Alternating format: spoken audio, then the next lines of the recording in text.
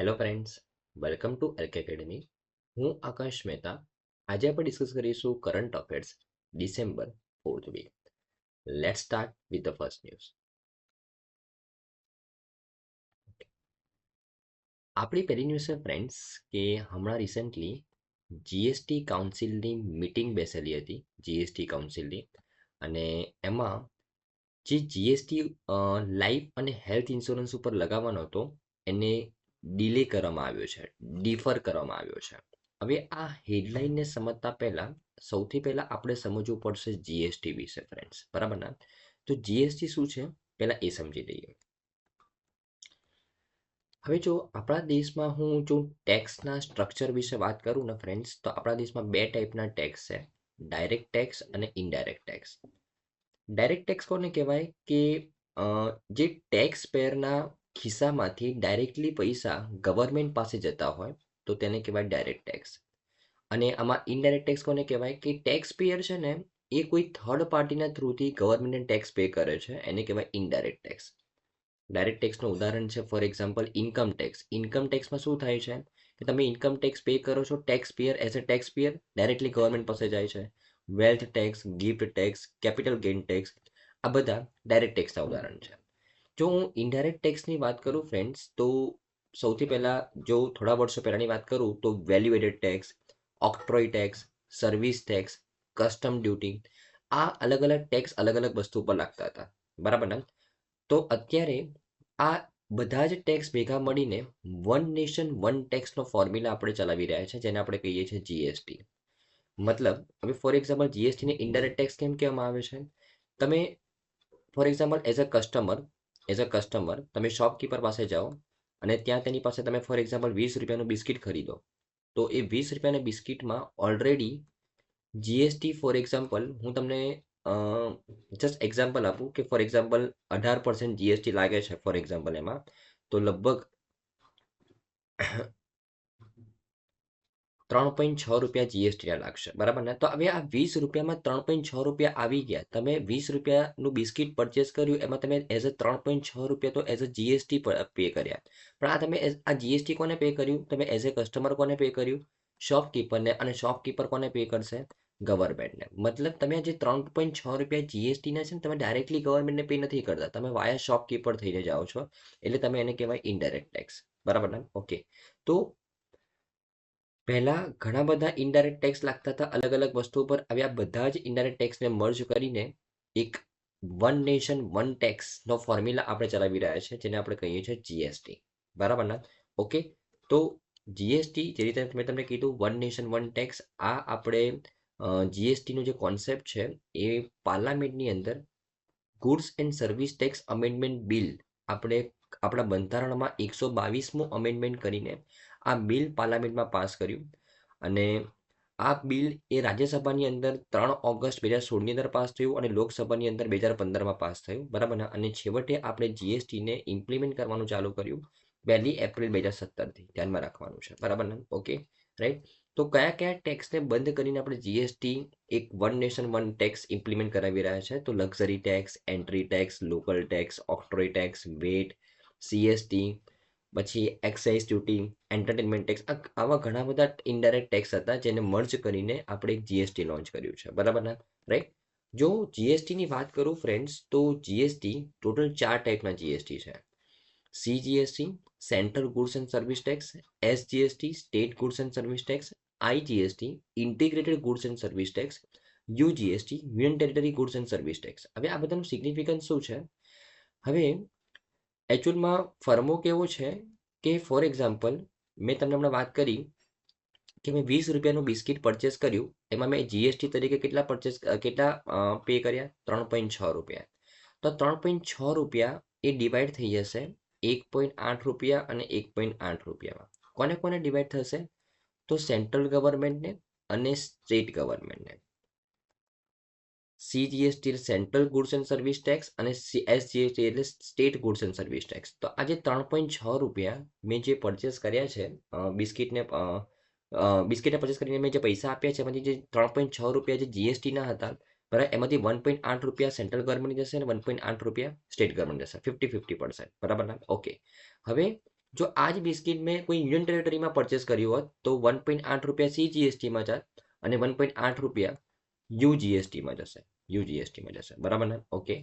તો તમને CGST કોને કહેવાય, SGST કોને કહેવાય અને યુજીએસટી કોને કહેવાય એ તો ખબર પડી ગઈ હશે કે અગર મેં બિસ્કિટને યુનિયન ટેરેટરીમાં પરચેસ કર્યું હોત તો અડધા પૈસા સેન્ટ્રલ ગવર્મેન્ટ પાસે જાત અને અડધા પૈસા યુનિયન ટેરેટરી પાસે આવે. બરાબર ને? સિમ્પલ. પરંતુ આ IGST શું છે friends? Integrated goods and service tax શું છે?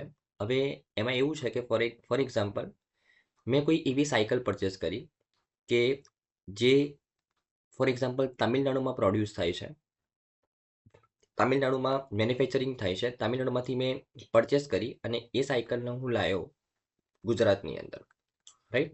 તો હવે શું થશે કે ફોર એક્ઝામ્પલ સાયકલની કિંમત છે 12,000 રૂપિયા અને એની ઉપર મેં જીએસટી ફોર એક્ઝામ્પલ પે કર્યો છે 1,800 રૂપિયા ફોર એક્ઝામ્પલ. બરાબર ને? એના પર મેં કેટલો જીએસટી પે કર્યો છે? 1,800 રૂપિયા. તો સેન્ટ્રલ ગવર્મેન્ટને 50% તો મળવાના જ છે CGST તરીકે 900 રૂપિયા. પરંતુ સ્ટેટ ગવર્મેન્ટ કયા સ્ટેટને 50% બાકીના 50% મળશે? મેં તામિલનાડુમાંથી પરચેસ કરી અને ગુજરાતમાં લાવ્યો. તામિલનાડુમાંથી પરચેસ કરી અને ગુજરાતમાં લાવ્યો તો કયા સ્ટેટને મળશે બાકીના 50%? તો જે ડેસ્ટિનેશન સ્ટેટ છે ને, ડેસ્ટિનેશન સ્ટેટ, એ સ્ટેટને મળશે. બરાબર ને? ઓકે. તો બાકીના જે આ IGSTના જે પૈસા છે, બરાબર, 50%, 900 રૂપિયા, બરાબર ને, રાઈટ, એ ડેસ્ટિનેશન સ્ટેટને મળશે. જીએસટીનો સૌથી મોટો લૂપ હોલ આ જ છે કે જીએસટીની અંદર જે IGST વાળો કોમ્પોનન્ટ છે એ IGSTની અંદર જે ટેક્સ છે ને, ટેક્સના પૈસા કોને મળે છે? જે મેન્યુફેક્ચર કરે છે એને નહીં, જે ડેસ્ટિનેશન સ્ટેટ છે જ્યાં લાવવામાં આવે છે વસ્તુને તેને ટેક્સના પૈસા મળે છે. આમ તો મેન્યુફેક્ચરિંગ કરતું હોય તે સ્ટેટને મળતા હોવા જોઈએ. બરાબર ને? રાઈટ. તો અહીંયા જીએસટી IGST કોને કહેવાય તમને ખબર પડી હશે. બરાબર ને? રાઈટ. ઓકે. તો જ્યારે વસ્તુને એક સ્ટેટમાંથી બીજા સ્ટેટમાં લઈ જઈએ ત્યારે જે ડેસ્ટિનેશન સ્ટેટને જે પૈસા મળે તેને કહેવાય IGST. સિમ્પલ. બરાબર? સિમ્પલ ભાષામાં. ઓકે. રાઈટ. જીએસટીના જો હું સ્લેબની વાત કરું ફ્રેન્ડ્સ તો બેઝિકલી 5 સ્લેબ છે. 0%, 5%, 12%, 18% અને 28%. બરાબર ને? 0% નોર્મલી જે ફૂડ ગ્રેઇન્સ છે, જે કન્ઝ્યુમર પ્રાઇસની બાસ્કેટમાં જે 50% વસ્તુઓ છે, બરાબર ને, એના પર 0% લાગે છે. 5% નોર્મલી જે માસ કન્ઝપ્શન વાળી આઇટમ છે લાઈક સ્પાઇસીસ, મસ્ટર્ડ ઓઇલ વગેરે, એના પર 5%. 12% પ્રોસેસ ફૂડ ઉપર લાગે છે. 18% soap, oil, toothpaste, refrigerator, smartphone જેવી ઇલેક્ટ્રોનિક વસ્તુઓ પર લાગે. 28% જે વ્હાઇટ ગુડ્સ છે, જે કાર્સ છે, એની ઉપર લાગે. અને 28% પ્લસ સેસ એ લક્ઝરી કાર, પાન મસાલા, ટોબેકો, મતલબ જે લક્ઝરિયસ વસ્તુ છે એના ઉપર લાગે. બરાબર? જેમ જેમ વસ્તુ લક્ઝરિયસ થતી જાય તેમ તેમ એની ઉપર ટેક્સ વધતો જાય છે. બરાબર ને? રાઈટ. ઓકે. અને જો હું જીએસટી કઈ વસ્તુ પર કેટલી લાગશે, બરાબર ને, એ નક્કી કરવાવાળી સંસ્થાની વાત કરું તો એ સંસ્થાનું નામ છે જીએસટી કાઉન્સિલ. આપણા બંધારણમાં આર્ટિકલ 279A ની અંડરમાં એક સંસ્થા બનાવવામાં આવી છે જેનું નામ છે જીએસટી કાઉન્સિલ. આ જીએસટી કાઉન્સિલ નક્કી કરે છે કે કઈ વસ્તુ પર કેટલો જીએસટી લાગશે. બરાબર ને? જીએસટી લાગશે કે કેમ એ વસ્તુ નક્કી કરવાનું કામ છે જીએસટી કાઉન્સિલનું. જીએસટી કાઉન્સિલની અંદર મેમ્બર કયા કયા હોય? તો ફાઇનાન્સ મિનિસ્ટર હોય, જે જીએસટી કાઉન્સિલના ચેરપર્સન હોય છે. આ ઉપરાંત minister of state of finance minister, જે રેવન્યુ ડિપાર્ટમેન્ટના મિનિસ્ટર ઓફ સ્ટેટ હોય, તે આ જીએસટી કાઉન્સિલના મેમ્બર હોય. આ ઉપરાંત દરેક સ્ટેટના ફાઇનાન્સ મિનિસ્ટર હોય. બરાબર? તો જીએસટી કાઉન્સિલના મેમ્બર્સમાં આ લોકો હોય, ફાઇનાન્સ મિનિસ્ટર એના ચેરપર્સન હોય. અગર જીએસટી કાઉન્સિલમાં કોઈ ડિસિઝન પાસ કરાવવું હોય તો મેજોરિટીથી પાસ થાય. કેટલી મેજોરિટીથી? તો મિનિમમ 75%ની મેજોરિટીથી, 3/4. બરાબર? ધ્યાનમાં રાખવાનું છે. જેટલા લોકો પ્રેઝન્ટ છે, જેટલા લોકોએ વોટ કર્યું, એના 3/4 મેજોરિટીથી કોઈ પણ ડિસિઝન પાસ થાય. જીએસટી કાઉન્સિલની મિટિંગ ક્યારે શરૂ થશે? જ્યારે મેમ્બર્સ જેટલા છે એના 50% મેમ્બર પ્રેઝન્ટ હોય તો જ એ મિટિંગ પાસ ચાલુ થશે. અને જીએસટી કાઉન્સિલની મિટિંગમાં યુનિયન ગવર્મેન્ટના સભ્યોનું 1/3 વેટેજ છે અને સ્ટેટ ગવર્મેન્ટના સભ્યોનું 2/3 વેટેજ છે. ધ્યાનમાં રાખવાનું છે. બરાબર ને? રાઈટ. અને જીએસટી કાઉન્સિલના જો હું પાવરની વાત કરું તો જીએસટી કેટલો રાખવો, સેસ કેટલું રાખવું, સરચાર્જ કેટલું રાખવું, એ દરેક વસ્તુ જીએસટી રિગાર્ડિંગ જેટલી પણ વસ્તુ છે જીએસટી કાઉન્સિલ નક્કી કરશે. બરાબર ને? Right. Threshold limit of GST કેટલી રાખવી, કઈ વસ્તુ પર જીએસટી ઘટાડવો, કઈ વસ્તુ પર વધારવો, એ દરેક વસ્તુ નક્કી કરવાનું કામ છે જીએસટી કાઉન્સિલનું. તો અત્યારે જે આપણે આ હેડલાઇન ભણી રહ્યા છે ને ફ્રેન્ડ્સ, કે જીએસટી લાઈફ અને હેલ્થ ઇન્સ્યોરન્સના પ્રીમિયમ ઉપર જીએસટીને ડિફર્ડ કરવામાં આવ્યું છે. આ પણ કોને નક્કી કર્યું છે? જીએસટી કાઉન્સિલ દ્વારા નક્કી કરવામાં આવ્યું છે. હમણાં રિસન્ટલી જીએસટી કાઉન્સિલની 55મી બેઠક બેઠેલી હતી. એમાં નક્કી કરવામાં આવ્યું છે કે જીએસટી જે લાઈફ અને હેલ્થ ઇન્સ્યોરન્સ ઉપર લગાવવામાં આવવાનો હતો એ ડિફર્ડ કરવામાં આવ્યો છે. સિમ્પલ, બરાબર ને? તમે જોઈ શકો છો ફાઇનાન્સ મિનિસ્ટર જેના ચેરપર્સન છે, બરાબર ને? Right, okay. તો આઈ થિંક તમને ખબર પડી હશે ફ્રેન્ડ્સ જીએસટી વિશે, બરાબર ને? ઓકે. આપણી સેકન્ડ ન્યૂઝ છે ફ્રેન્ડ્સ કે હમણાં રિસેન્ટલી ઇન્ડિયન નેવીની અંદર આઈએનએસ નિર્દેશકને ઇન્ડક્ટ કરવામાં આવ્યું છે. ઇન્ડિયન નવલશિપ નિર્દેશકને ઇન્ડક્ટ કરવામાં આવ્યું છે, એના વિશે વાત કરીએ, બરાબર. ખૂબ જ ઇમ્પોર્ટન્ટ ન્યૂઝ છે, ખૂબ જ ઇમ્પોર્ટન્ટ એચિવમેન્ટ છે ડિફેન્સની, ડિફેન્સ પર્સપેક્ટિવથી ખૂબ જ ઇમ્પોર્ટન્ટ ન્યૂઝ છે, બરાબર ને? ચાલો,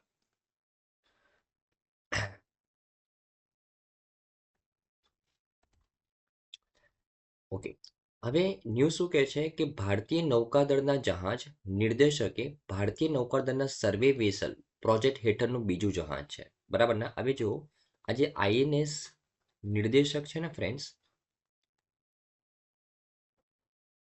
એ પ્રોજેક્ટ સર્વે આ પ્રોજેક્ટ સર્વે હેઠળનું બીજું જહાજ છે, સેકન્ડ જહાજ છે, બરાબર ને?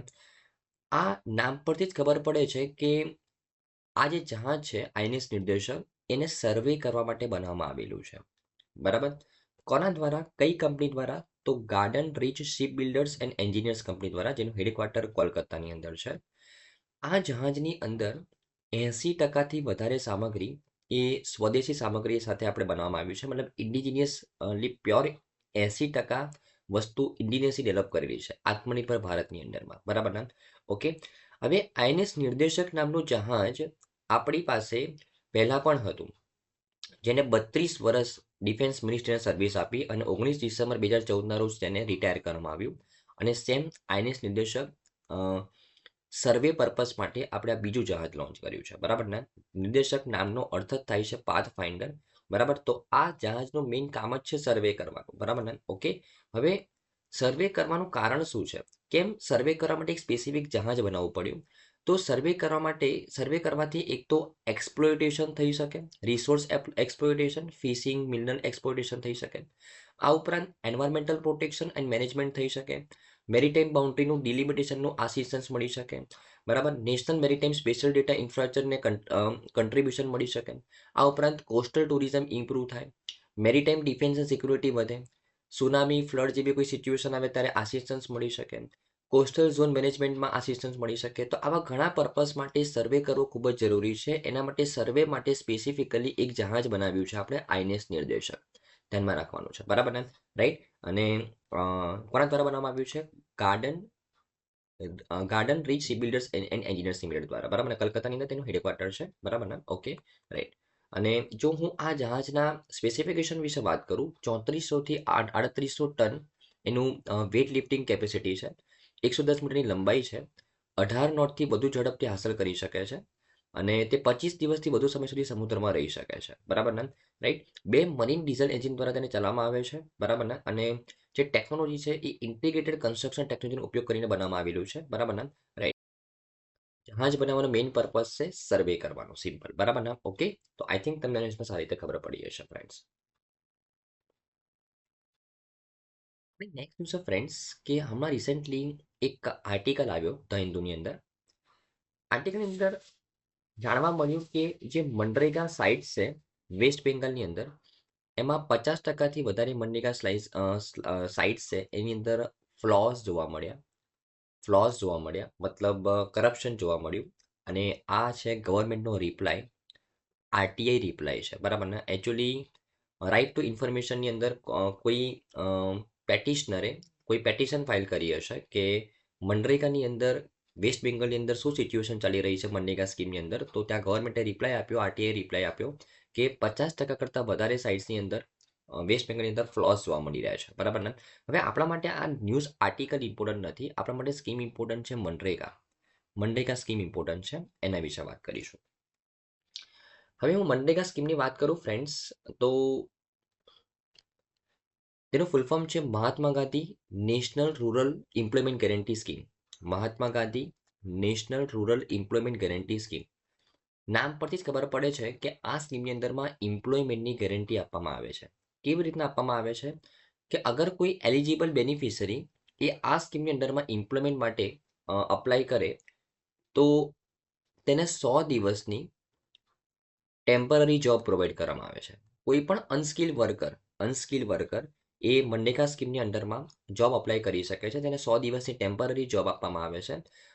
તે અપ્લાય કરે અને એના 15 દિવસની અંદર જો જોબ ના મળે તો જોબ ના મળવા છતાં પણ તેને અનએમ્પ્લોયમેન્ટની રોજગારી મળશે. એટલે જ આ સ્કીમને નામ આપવામાં આવ્યું છે એમ્પ્લોયમેન્ટ ગેરંટી સ્કીમ. બરાબર ને? કે તમને 15 દિવસ અપ્લાય કર્યું, તમારા 15 દિવસની અંદર જોબ ના મળી છતાં પણ તમને પૈસા મળશે, પગાર મળશે, અનએમ્પ્લોયમેન્ટ હોવા છતાં પણ. બરાબર ને? રાઈટ? એટલે જ એને એમ્પ્લોયમેન્ટ ગેરંટી સ્કીમ કહેવામાં આવે છે. બરાબર ને? 2005માં આપણે શરૂ કરી છે. જે રૂરલ પોપ્યુલેશન છે, ખાસ કરીને જે અનસ્કિલ વર્કર્સ છે, તેમની લાઈફસ્ટાઈલને ઇમ્પ્રૂવ કરવા માટે, તેમને પોવર્ટી લાઈનમાંથી બહાર કાઢવા માટે આ સ્કીમ લોન્ચ કરવામાં આવી છે. અત્યાર સુધી 2023-24 સુધી 14.32 કરોડ કામદારો એ આ સ્કીમની અંદરમાં સક્રિય છે ફ્રેન્ડ્સ. બરાબર ને? ઓકે. અને જો એના મુખ્ય બેનિફિટની વાત કરું, જે રીતે મેં તમને કીધું કે 15 દિવસની અંદર તમને જોબ ના મળે તો પણ તમને અહીંયા બેરોજગારી ભથ્થું મળશે. બરાબર ને? રાઈટ. અને આર્ટિકલ 17 આ મનરેગા સ્કીમની અંદરમાં જે કલમ 17 છે ને, એની હેઠળ જે મનરેગા સ્કીમની અંદરમાં જે કામ આપવામાં આવે છે વર્કરને, એ કામના કારણે તેનું સોશિયલી કેટલું ડેવલપમેન્ટ થયું, સમાજની અંદર કેટલું ડેવલપમેન્ટ થયું, એવું સોશિયલી ઓડિટ પણ કરવામાં આવે છે. ધ્યાનમાં રાખવાનું છે. બરાબર ને? રાઈટ. અને આ મનરેગા સ્કીમને ઇમ્પ્લિમેન્ટ કોણ કરાવે છે? તો મિનિસ્ટ્રી ઓફ રૂરલ ડેવલપમેન્ટ એ આ સ્કીમને ઇમ્પ્લિમેન્ટ કરાવે છે. બરાબર ને? 2005થી. અને ઉદ્દેશ્ય શું છે કે જે ગરીબી રેખા નીચે જીવતા જે લોકો છે, ખાસ કરીને જે અનસ્કિલ વર્કર છે, તેમની પોવર્ટી લાઈનમાંથી બહાર લાવવાનો તેમનો મુખ્ય ઉદ્દેશ્ય છે. તેમની લાઈફસ્ટાઈલને ઇમ્પ્રૂવ કરવાનો મુખ્ય ઉદ્દેશ્ય છે. બરાબર ને? રાઈટ. અને જો હું આ સ્કીમના જે પડકારો છે, આ સ્કીમ સાથેના અમલીકરણ સાથેના જે પડકારો છે, તો સૌથી મોટો પડકાર છે ફ્રેન્ડ્સ ભંડોળ, ફંડ. બરાબર ને? તો અહીંયા વાત તો મોટી મોટી કરવામાં આવી રહી છે કે 15 દિવસની અંદર જો જોબ નહીં મળે છતાં પણ બેરોજગારી ભથ્થું આપવામાં આવશે, પણ આ પ્રેક્ટિકલી આ વસ્તુ ઇમ્પ્લિમેન્ટ નથી થતી. બરાબર ને? ઓકે. અને આ ઉપરાંત જે લોકો ઓલરેડી જેમને કામ મળી ગયું છે, તેમના પગારમાં પણ ઘણો ડિલે થાય છે. બરાબર ને? એના કારણે પણ લોકો મનરેગા સ્કીમની અંદર નથી જોડાતા. બરાબર. આ ઉપરાંત જાતિ આધારિત વિભાજન કરવામાં આવ્યું છે કે જે SC ST કેટેગરીના જે વર્કર્સ છે તેમને પહેલા વેતન આપવામાં આવે છે, નોન SC ST કેટેગરીના જે વર્કર્સ છે એમને પછી વેતન આપવામાં આવે છે. અહીંયા જાતિ આધારિત વિભાજન કરવામાં આવ્યું છે. બરાબર ને? આ ઉપરાંત જે રીતે મેં તમને વાત કરી કે મનરેગા સ્કીમની અંદરમાં જે મેઇન ફાળો છે એ તે મિનિસ્ટ્રી ઓફ રૂરલ ડેવલપમેન્ટનો છે. તો મતલબ ગ્રામીણ વિસ્તારમાં આ સ્કીમ વધારે ઇમ્પ્લિમેન્ટ થઈ રહી છે. તો જે પંચાયતી રાજ સંસ્થાઓ છે એ આ સ્કીમની અંદરમાં ખૂબ જ ઓછી ભૂમિકા ભજવી રહી છે. તેમને પણ વધારે પાર્ટિસિપેટ કરવું જોઈએ આ સ્કીમને સક્સેસફુલી ઇમ્પ્લિમેન્ટ કરવા માટે. આ ઉપરાંત આ સ્કીમની અંદરમાં જેટલું પણ કામ ડિવાઈડ કરવામાં આવ્યું છે એ કામ મોટાભાગે અધૂરા રહેલા છે, કારણ કે ટેમ્પરરી જોબ મળી રહી છે અહીંયા 100 દિવસની, એટલે કામ કમ્પ્લીટ પૂરું નથી થઈ શકતું. બરાબર ને? આ ઉપરાંત મનરેગા સ્કીમની હેઠળમાં પહેલો શું લોન્ચ કરવામાં આવેલી છે? તો એક તો છે અમૃત સરોવર. દેશના દરેક જિલ્લામાં ઓછામાં ઓછા 75 અમૃત સરોવરનું બાંધકામ જો એકચ્યુઅલમાં મનરેગા સ્કીમની અંદરમાં જે વર્કર્સ કામ કરી રહ્યા છે તેમના માધ્યમથી અમુક ઇમ્પોર્ટન્ટ સ્કીમ પણ લોન્ચ કરવામાં આવી છે. દેશમાં અમૃત સરોવર તૈયાર કરવામાં આવી રહ્યા છે. 75 અમૃત સરોવર તૈયાર કરવાના છે, તળાવ તૈયાર કરવાના છે. બરાબર ને? આ ઉપરાંત જલદૂત એપ્લિકેશન વર્ષમાં 2 વાર 2 થી 3 પસંદ કરેલા ખુલ્લા કુવાઓ દ્વારા ગ્રામ પંચાયતમાં પાણીનું સ્તર માપવા માટે સપ્ટેમ્બર 2022માં આ સ્કીમ લોન્ચ કરવામાં આવી હતી. બરાબર ને? તો આવા અમુક ઇમ્પોર્ટન્ટ કામ એ મનરેગા સ્કીમની હેઠળમાં કરવામાં આવેલા છે. બરાબર ને? આપણે આ સ્કીમને રિસેન્ટ ન્યૂઝમાં કેમ ભણી રહ્યા છે કે જે મનરેગા સાઇટ્સને ઓબ્ઝર્વ કરવામાં આવી રહી છે વેસ્ટ બેંગાલની અંદર, એમાંથી 50% કરતાં વધારે મનરેગા સાઇટ્સની ઉપર ફ્લોઝ જોવા મળી રહ્યા છે, એવું RTA રિપ્લાયમાં જાણવા મળ્યું છે. બરાબર ને? રાઈટ. તો આપણા માટે મનરેગા સ્કીમ ઇમ્પોર્ટન્ટ હતી. આઈ થિંક તમને ખબર પડી હશે ફ્રેન્ડ્સ. ઓકે, ચલો. નેક્સ્ટ શું છે ફ્રેન્ડ્સ કે આમાં રિસેન્ટલી સાયન્ટિસ્ટ દ્વારા ડેવલપ કરવામાં આવ્યું કિસાન કવચને ઇમ્પોર્ટન્ટ ટોપિક છે science and technology point of વ્યૂથી, એના વિશે વાત કરીએ.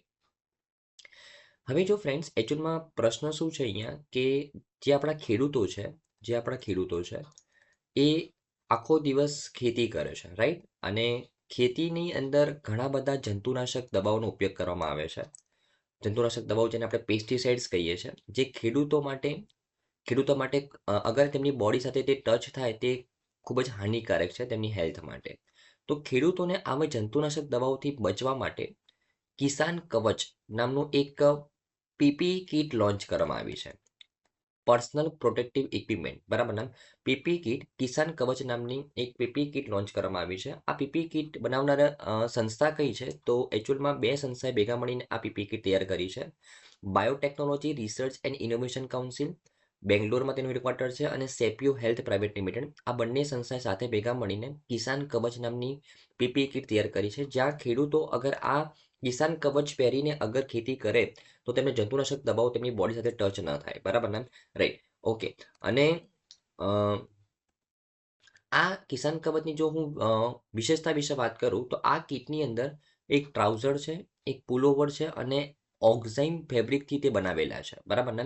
અને ફેસ કવરનો પણ ઉપયોગ કરવામાં આવેલો છે, બરાબર? તો આખું શરીર ઢંકાઈ જાય, અને આખું જે કિસાન કવચ છે એ ઓક્ઝાઇમ ફેબ્રિકથી બનાવેલું છે, બરાબર ને? રાઈટ. અને આ છંટકાવની કામગીરી દરમિયાન, જે જંતુનાશક દવાની છંટકાવની કામગીરી દરમિયાન કપડાં અથવા શરીર ઉપર છાંટવામાં આવતા કોઈ પણ સામાન્ય જંતુનાશકોને તે રાસાયણિક રીતે તોડી નાખે છે, બરાબર ને? રાઈટ. આ કિસાન કવચની જે પર કિટની જે કિંમત છે એ 4,000 રૂપિયા રાખવામાં આવી છે, બરાબર ને? રાઈટ. અને આ કિસાન કવચ ફેબ્રિક ન્યુક્લિયોફિલિક મધ્યસ્થી હાઇડ્રોલિસિસ દ્વારા સંપર્ક ઉપર જંતુનાશકોને નિષ્ક્રિય કરી શકે છે. ત્યાં જંતુનાશક પ્રેરિત ઝેરી અને ઘાતકતાને અટકાવે છે, બરાબર ને? રાઈટ. અને તે 150 વખત ધોઈ શકાય છે, બરાબર ને? તેની જે કાર્યક્ષમતા છે કિસાન કવચની, તે 150 વખત ધોવા છતાં પણ તેની જે રક્ષણાત્મક કેપેસિટી છે તે ઓછી નથી થતી, બરાબર ને? Right, okay. સિમ્પલ ન્યૂઝ હતી કે જે સાયન્ટિસ્ટ છે આપણા આ બંને કંપનીના, biotechnology research and innovation council, જે બેંગ્લોરમાં હેડક્વાર્ટર આવેલું છે, અને સીપીઓ હેલ્થ પ્રાઇવેટ લિમિટેડ, બરાબર ને? આ બંને દ્વારા કિસાન કવચ લોન્ચ કરવામાં આવેલું છે. અને આ જે biotechnology research and innovation council છે એ સંસ્થા એ કયા ડિપાર્ટમેન્ટની અંદર કામ કરે છે? તો ડિપાર્ટમેન્ટ ઓફ બાયોટેકનોલોજી અંડરમાં કામ કરે છે, ધ્યાનમાં રાખવાનું છે, બરાબર ને? રાઈટ. તો કિસાન કવચ આઈ થિંક તમને ખબર પડી જશે ફ્રેન્ડ્સ, બરાબર ને? ઓકે. નેક્સ્ટ શું છે ફ્રેન્ડ્સ કે હમણાં રિસેન્ટલી સિલિગુરી કોરિડોર એક ક્રુશિયલ લિંક છે. એક આવું સ્ટેટમેન્ટ આપણા અમિત શાહ, જે આપણા હોમ મિનિસ્ટર છે, તેમના દ્વારા આપવામાં આવ્યું. અને આ સિલિગુરી કોરિડોર શું છે, બરાબર ને? કેમ અમિત શાહે ક્રુશિયલ લિંક છે તેવું સ્ટેટમેન્ટ આપ્યું, તેના વિશે વાત કરીએ. તો એકચ્યુઅલમાં જે આપણા અમિત શાહ છે, જે આપણા હોમ મિનિસ્ટર છે, બરાબર ને? એમને હમણાં 61st રેઝિંગ ડે સેલિબ્રેશન ઉજવ્યો. કોનો? સશક્ત સીમા બળનો, બરાબર ને? સશસ્ત્ર સીમા બળનો 61st રેઝિંગ ડે સેલિબ્રેટ કરવામાં આવ્યું હતું હમણાં રિસેન્ટલી સિલિગુરીની અંદર. ત્યાં અમિત શાહજી દ્વારા પાર્ટિસિપેટ કર્યું હતું, બરાબર ને? રાઈટ. અને સિલિગુરી કોરિડોર શું છે એના વિશે વાત કરીએ. સૌથી પહેલા સિલિગુરી કોરિડોર વિશે વાત કરું ને ફ્રેન્ડ્સ, તો આ આપણો આ જે હું રાઉન્ડ કરી રહ્યો છે એ આપણો નોર્થ ઇસ્ટર્ન પાર્ટ છે. નોર્થ ઇસ્ટર્ન રાજ્યો છે બધા, તમે જોયું, મેઘાલય, આસામ, ત્રિપુરા, મિઝોરમ, મણિપુર, નાગાલેન્ડ, બરાબર? અરુણાચલ પ્રદેશ, બરાબર ને? તો આ આપણા 8 નોર્થ ઇસ્ટર્ન સ્ટેટ્સ છે, બરાબર ને? અને આ આપણું વેસ્ટ બેંગાલ છે, બરાબર ને? આપણો જે મેઇનલેન્ડ છે ભારતનું એ છે, બરાબર ને? તો ભારતનું જે રેસ્ટ ઓફ એરિયા છે તેને આપણા નોર્થ ઇસ્ટર્ન પાર્ટ સાથે કનેક્ટ કરવા માટેનો આ એક કોરિડોર છે, જેને કહેવાય છે સિલિગુરી કોરિડોર. સિલિગુરી કોરિડોર આ એક સૌથી નેરોએસ્ટ પાર્ટ છે, બરાબર ને? કે જ્યાં આપણું rest of Bharat A north eastern state સાથે કનેક્ટ થાય છે. ખૂબ જ ઇમ્પોર્ટન્ટ પાર્ટ છે. આ જે પાર્ટ છે એ આપણા નોર્થ ઇસ્ટર્ન સ્ટેટ્સને મેઇનલેન્ડ સાથે, ભારતનું જે રેસ્ટ ઓફ ભારતનો જે એરિયા છે તેની સાથે કનેક્ટ કરે છે, બરાબર ને? Right, okay. હવે આ ઉપરાંત આ સિલિગુરી કોરિડોર બીજું એટલા માટે ઇમ્પોર્ટન્ટ છે કે તેની સાથે ઇન્ટરનેશનલ બોર્ડર પર કનેક્ટ કરેલી. દેખો, તમે જો નેપાળની બોર્ડર એની સાથે કનેક્ટ કરેલી છે, બાંગ્લાદેશની બોર્ડર એની સાથે કનેક્ટ થયેલી છે, ભૂતાન પણ ત્યાંથી નજીક છે, બરાબર ને? તો સિલિગુરી કોરિડોર એ ખૂબ જ સ્ટ્રેટેજિકલી ઇમ્પોર્ટન્ટ લોકેશન છે આપણા ભારતની સુરક્ષા માટે, સેફટી માટે, બરાબર ને? અને નોર્થ ઇસ્ટર્ન સ્ટેટ્સને કનેક્ટ કરવા માટે. આ જે સશસ્ત્ર સીમા બળ છે એનું કામ જ એ છે. શું કામ છે ફ્રેન્ડ્સ? આપણા જે સિલિગુરી કોરિડોર વાળો જે વિસ્તાર છે તેને પ્રોટેક્ટ કરવાનો, બરાબર ને? જે આપણા પડોશી દેશો છે તેની સાથે શાંતિ સ્થાપિત કરી રાખવાનું, બરાબર ને? અને કોલાબરેશનથી કામ કરવાનું, સિમ્પલ, બરાબર ને? મતલબ સિમ્પલ ભાષામાં તમને કહું તો સિલિગુરી કોરિડોરનું રક્ષણ કરવાનું કામ સશસ્ત્ર સીમા બળનું છે, સિમ્પલ, બરાબર ને? કારણ કે સ્ટ્રેટેજિકલી ખૂબ જ ઇમ્પોર્ટન્ટ લોકેશન છે. જો આ કોરિડોરને કશું થઈ જાય તો આપણો નોર્થ ઇસ્ટર્ન પાર્ટ એ ભારત કરતાં અલગ થઈ જાય, બરાબર ને? Simple, right. તો સશસ્ત્ર સીમા બળનો 61st રેઝિંગ ડે હતો. એ પાર્ટિસિપેશનમાં અમિત શાહજીએ કીધું કે સિલિગુરી કોરિડોર એ ખૂબ જ ઇમ્પોર્ટન્ટ ક્રુશિયલ લિંક છે ભારત માટે. આઈ થિંક તમને ખબર પડી હશે કેમ ક્રુશિયલ છે, બરાબર ને? રાઈટ. અને સિલિગુરી કોરિડોરને જેને ઘણીવાર આપણે ચિકનની ગરદન પણ કહીએ છીએ, બરાબર, અને ચિકનની ગરદન તરીકે ઓળખવામાં આવે છે, તે ભારતના પશ્ચિમ બંગાળ રાજ્યમાં જમીનનો એક સાંકડો વિસ્તાર છે. તે ભારતના ઉત્તર પૂર્વીય રાજ્યોને દેશના બાકીના ભાગ સાથે જોડે છે. તેનું ભૌગોલિક, રાજકીય, વ્યૂહાત્મક અને આર્થિક મહત્વ તેને ભારત માટે નિર્ણાયક સંપત્તિ બનાવે છે. રાઈટ. અને જો ભૌગોલિક વિહંગાવલોકન કરું તો એનું જે સ્થાન છે, એ કોરિડોર એ પશ્ચિમ બંગાળના ઉત્તર ભાગમાં આવેલું છે, જે તેના સૌથી સાંકડા બિંદુ પર લગભગ 22 કિલોમીટરમાં ફેલાયેલું છે. તેની જે સરહદો છે, પશ્ચિમમાં નેપાળ છે, ઉત્તરમાં ભૂટાન છે અને દક્ષિણમાં બાંગ્લાદેશ છે. 3 દેશો સાથે તે કનેક્ટ થયેલું છે. અને એની કનેક્ટિવિટી તે 8 રાજ્યો અરુણાચલ પ્રદેશ, આસામ, મણિપુર, મેઘાલય, મિઝોરમ, નાગાલેન્ડ, સિક્કિમ અને ત્રિપુરાનો સમાવેશ કરતા જે નોર્થ ઇસ્ટર્ન સ્ટેટ્સ છે તેને ભારતની મુખ્ય ભૂમિ સાથે જોડે છે, બરાબર ને. તો આવું ઇમ્પોર્ટન્સ ધરાવે છે સિલિગુરી કોરિડોર, બરાબર ને. ઓકે. રાષ્ટ્રીય સુરક્ષા માટે તે ખૂબ જ ઇમ્પોર્ટન્ટ છે. આ કોરિડોર એ ભારતની પ્રાદેશિક અખંડિતતા જાળવવા માટે ખૂબ જ મહત્વપૂર્ણ છે. પ્રદેશમાં કોઈ પણ સમાધાન પૂર્વોત્તર રાજ્યોને બાકીના ભારતથી અલગ કરી શકે છે, બરાબર ને. રાઈટ. જો અગર આ પ્રદેશમાં કશું થઈ જાય તો જે નોર્થ ઇસ્ટર્ન સ્ટેટ છે એ ભારતથી અલગ થઈ શકે છે. એના માટે આ રાષ્ટ્રીય સુરક્ષા માટે આ કોરિડોર ખૂબ જ ઇમ્પોર્ટન્ટ છે. એનું લશ્કરી મહત્વ વિશે વાત કરું તો જે નોર્થ ઇસ્ટર્ન સ્ટેટ્સમાં જે આપણા બેઝ આવેલા છે, આસામની અંદર, સિક્કિમની અંદર વગેરે વગેરે જગ્યાએ, ત્યાં બધો સામાન એ આ કોરિડોરના માધ્યમથી જ પહોંચે છે, બરાબર ને. આ ઉપરાંત ભૌગોલિક, રાજકીય સંવેદનશીલતા, ચીનની જે ચુંબી ખીણ છે, બરાબર, ભારત, ભૂતાન અને ચીનનું જે ત્રિજંક્શન છે, તેની નિકટતા એ વ્યૂહાત્મક પડકાર ઊભો કરે છે. આ વિસ્તાર ઉપર નિયંત્રણ ભારતની ઉત્તર પૂર્વમાં પહોંચને જોખમમાં મૂકી શકે છે, બરાબર ને. રાઈટ. અને જો હું આર્થિક મહત્વ વિશે વાત કરું તો વેપાર અને જોડાણ, જે નોર્થ ઇસ્ટર્ન સ્ટેટ્સમાં કોઈ પણ વેપાર કરવા માટે સિલિગુરી કોરિડોરનો ઉપયોગ કરવામાં આવે છે. ટુરિઝમને ડેવલપ કરવા માટે પણ, પ્રવાસન કેન્દ્ર દાર્જિલિંગ, ગંગટોક, ભૂટાન જેવા સ્થળોના પ્રવાસન માટે પણ તેનો ખૂબ જ ઇમ્પોર્ટન્ટ રોલ છે, બરાબર ને. રાઈટ. રાઈટ. તો આ ખૂબ જ ઇમ્પોર્ટન્ટ કોરિડોર છે, બરાબર ને. અને એ કોરિડોરનું જે રક્ષણ કરે છે સશસ્ત્ર સીમા બળ, એનો 61st રેઝિંગ ડે હતો, એટલા માટે અમિત શાહજીએ તેનું ત્યાં પાર્ટિસિપેટ કરેલું હતું, બરાબર ને. ઓકે. તો આઈ થિંક તમને ન્યૂઝમાં ખબર પડી હશે, ફ્રેન્ડ્સ. આપણી નેક્સ્ટ ન્યૂઝ છે, ફ્રેન્ડ્સ, કે India's first river linking project can Betwa પ્રોજેક્ટનો હમણાં ફાઉન્ડેશન સ્ટોન રાખવામાં આવેલો છે પીએમ મોદીજી દ્વારા. તો આના વિશે વાત કરીએ. Can Betwa river linking project શું છે, રિવર લિંકિંગ પ્રોજેક્ટ શું છે, એના વિશે વાત કરીએ. હવે જો ફ્રેન્ડ્સ, જો હું રિવર લિંકિંગ પ્રોજેક્ટ વિશે વાત કરું, નેશનલ રિવર લિંકિંગ પ્રોજેક્ટ, જેને બીજું નામ આપવામાં આવેલું છે નેશનલ પર્સપેક્ટિવ પ્લાન, બરાબર ને. રાઈટ. તો એકચ્યુઅલમાં નેશનલ પર્સપેક્ટિવ પ્લાન જે શરૂઆતમાં નેશનલ પર્સપેક્ટિવ પ્લાન તરીકે લોન્ચ કરવામાં આવેલું હતું અને પછી તેનું નામ રાખવામાં આવ્યું નેશનલ રિવર લિંકિંગ પ્રોજેક્ટ. આ પ્લાન હેઠળ જે નદી જેમાં સરપ્લસ પાણી છે, તે નદીના પાણીને એવી નદીમાં ડાયવર્ટ કરવામાં આવે જ્યાં પાણીની ખૂબ જ શોર્ટેજ છે, ટૂંકમાં રિવરને લિંક કરવામાં આવે. આપણા દેશમાં ટોટલ 30 રિવર લિંકિંગ પ્રોજેક્ટને આઈડેન્ટિફાઈ કરવામાં આવેલા છે. એમાંથી 16 રિવર લિંકિંગ પ્રોજેક્ટ છે ને એ આપણું જે પેનિસ્યુલર ભારત છે, બરાબર, ત્યાં રાખવામાં આવેલા છે, અને 14 રિવર લિંકિંગ પ્રોજેક્ટ છે એ હિમાલયન રિજનમાં રાખવામાં આવેલા છે. હવે જો તમને એક્ઝેક્ટલી કહું, આ આપણું આખું ભારત છે, બરાબર. હવે પેનિસ્યુલર રિજન કોને કહેવાય? આ ભારતને જો આપણે એની વચ્ચેથી ડિવાઈડ કરી દઈએ તો ભારતનો આ જે નીચેવાળો પાર્ટ છે ને, જે ડિવિઝન નીચેવાળો પાર્ટ, તમે જુઓ, એ 3 બાજુથી સમુદ્રથી ઘેરાયેલો છે. જિયોગ્રાફીની ભાષામાં એક એવો લેન્ડનો વિસ્તાર કે જે 3 બાજુથી પાણીથી ઘેરાયેલો હોય તેને કહેવાય પેનિસ્યુલર રિજન. તો આ પેનિસ્યુલર રિજનમાં 16 રિવર લિંકિંગ પ્રોજેક્ટ આપણે ઇમ્પ્લિમેન્ટ કરવાના છે. અને જે આ હિમાલયન રિજન છે, ત્યાંથી પણ ઘણી બધી નદીઓ નીકળે છે, ત્યાં આપણે 14 રિવર લિંકિંગ પ્રોજેક્ટ ઇમ્પ્લિમેન્ટ કરવાના છે. ટોટલ 30 રિવર લિંકિંગ પ્રોજેક્ટ આપણે ઇમ્પ્લિમેન્ટ કરવાના છે, જ્યાં જે સરપ્લસ પાણીવાળું જે નદી છે તેમાંથી પાણી ડાયવર્ટ કરીને જે ઓછું પાણી છે તે નદીમાં ડાયવર્ટ કરવામાં આવશે. સિમ્પલ, બરાબર ને. રાઈટ. ઓકે. એમાંનો આ પહેલો પ્રોજેક્ટ છે કેન બેટવા પ્રોજેક્ટ, જ્યાં બે નદીને લિંક કરવામાં આવે છે, કેન અને બેટવા. તો આ કેન અને બેટવા વિશે જોઈએ, ફ્રેન્ડ્સ, બરાબર ને. રાઈટ. તો હું કેન અને બેટવાની વાત કરું તો આ છે કેન રિવર. આ કેન રિવર છે, આ તમે જોઈ શકો છો. આ કેન રિવર એ યમુના નદીમાં મિક્સ થઈ જાય છે. કેન રિવરનો ઓરિજિન કયા સ્ટેટમાંથી થાય છે? મધ્યપ્રદેશમાંથી. આ જે વ્હાઇટ વાળો પાર્ટ છે મધ્યપ્રદેશ છે, જે યલો વાળો પાર્ટ છે ઉત્તર પ્રદેશ છે, બરાબર ને? તો કેન રિવરનો ઓરિજિન થાય છે મધ્યપ્રદેશમાંથી અને તે ઉત્તર પ્રદેશમાં યમુના નદીમાં મિક્સ થઈ જાય છે. બેટવા રિવરનું પણ ઓરિજિન થાય છે મધ્યપ્રદેશમાંથી અને તે ઉત્તર પ્રદેશમાં યમુના નદીમાં મિક્સ થઈ જાય છે. બંને નદીઓ યમુના નદીમાં મિક્સ થઈ જાય છે તો કહી શકું આ બંને નદીઓ કેન રિવર અને બેટવા રિવર એ કોની ટ્રિબ્યુટરી છે? યમુના નદીની ટ્રિબ્યુટરી છે. ધ્યાનમાં રાખવાનું છે, બરાબર ને? હવે એકચ્યુઅલમાં અહીંયા વાત થઈ રહી છે કે એકચ્યુઅલમાં કેન રિવરમાં છે ને ઘણું સરપ્લસ પાણી છે અને બેટવા રિવરમાં ઘણું ઓછું પાણી છે.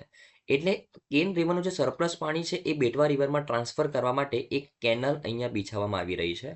રિવરને લિંક કરવામાં આવી રહી છે અને આ રિવર લિંક પ્રોજેક્ટને નામ આપ્યું છે can Betwa river linking project, બરાબર ને? આ પ્રોજેક્ટની અહીંયા જે ફાઉન્ડેશન સ્ટોન રાખવામાં આવેલું છે ને એ આ લોકેશન ઉપર છે. આ લોકેશન કયું છે? પન્ના ટાઈગર રિઝર્વ. પન્ના ટાઈગર રિઝર્વ ઉપરથી કેન અને બેટવાનો જે રિવર લિંકિંગ પ્રોજેક્ટ છે, બરાબર, એને એક્ઝિક્યુટ કરવાનો છે. તો આ પન્ના ટાઈગર રિઝર્વમાં એકચ્યુઅલી એક ડેમ બનાવવામાં આવેલો છે, દૌધાન ડેમ.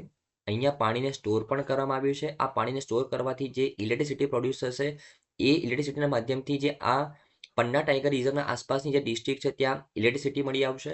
આ ઉપરાંત આ રિવર લિંકિંગ પ્રોજેક્ટથી તમે જુઓ આ જે રિવર લિંકિંગ પ્રોજેક્ટથી જે કેનાલ અહીંયા એન્ડ થાય છે ને એ ઉત્તર પ્રદેશવાળો એરિયા છે.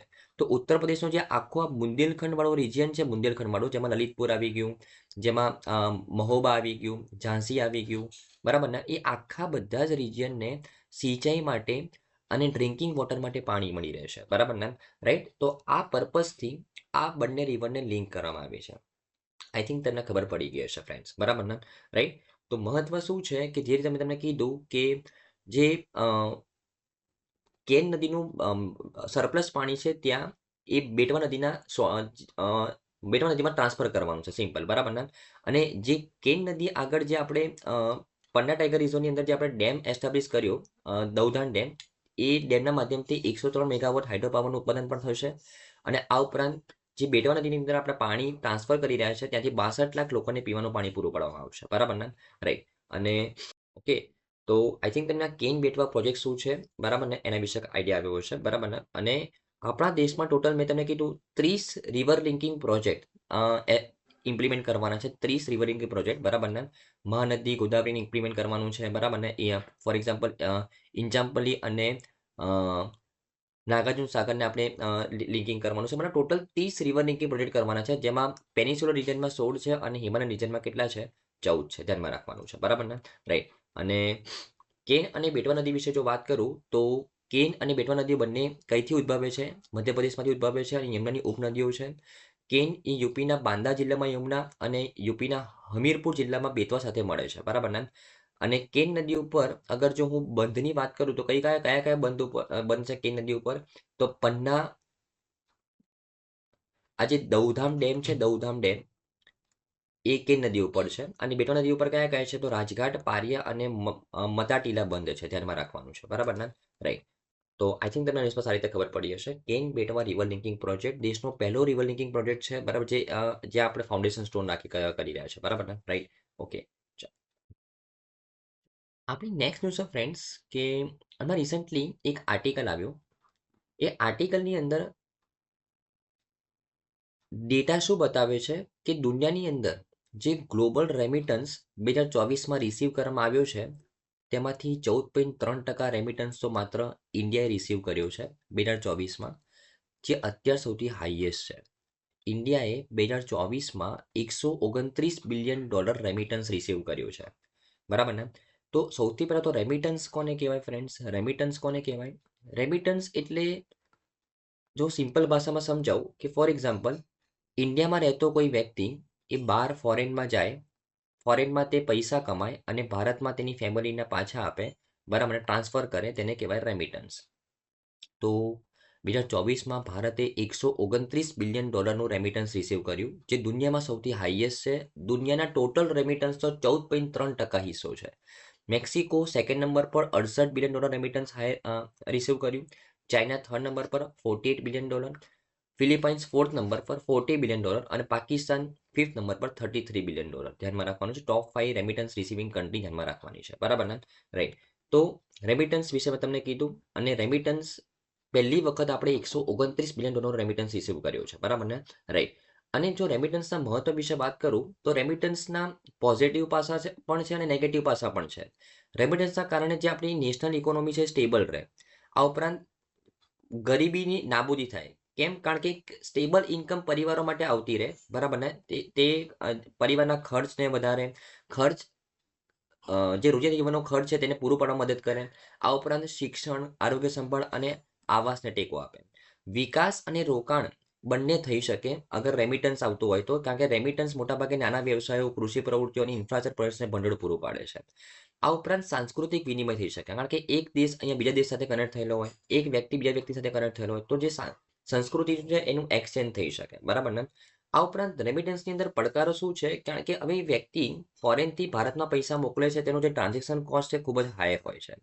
આ ઉપરાંત જો રેમિટન્સ વધારે પડતું આવતું હોય ને તો આપણે રેમિટન્સ ઉપર જ નિર્ભર રહી જઈએ. આપણે આપણા દેશમાં ઇનોવેશન ના કરીએ, કારણ કે આપણે એક સ્ટેબલ ઇન્કમ આવતી હોય તો આપણે કોઈ ઇનોવેશન ઉપર ફોકસ ના કરીએ. તો આ એક નેગેટિવ પાસું છે. આ ઉપરાંત રેમિટન્સની અંદર જે નિયમનકારી અવરોધો છે તે ઘણા વધારે છે, બરાબર ને? કે ફોર એક્ઝામ્પલ હવે યુએસમાં ટ્રમ્પ આવ્યો તો ટ્રમ્પે ઘણા બધા દેશો પર અમુક સ્ટ્રીક પગલાં લીધા, તો ત્યાં રેમિટન્સ મોકલવું ખૂબ જ કોસ્ટલી બની જાય, બરાબર ને? તો આવા જે લીગલ સ્ટેપ્સ છે, બરાબર ને, એ રેમિટન્સને ટ્રાન્સફર કરવામાં ખૂબ જ અવરોધ પેદા કરે છે, બરાબર ને? રાઈટ. પણ આપણા માટે ઇમ્પોર્ટન્ટ છે કે રેમિટન્સ એ સૌથી હાઈએસ્ટ ભારતે રિસીવ કર્યું છે, અત્યાર સુધીનું હાઈએસ્ટ છે $129 બિલિયન, ધ્યાનમાં રાખવાનું છે, બરાબર ને? રાઈટ. તો આઈ થિંક ફ્રેન્ડ્સ આની તમામ ન્યૂઝમાં તમને સારી રીતે ખબર પડી હશે. Thank you friends.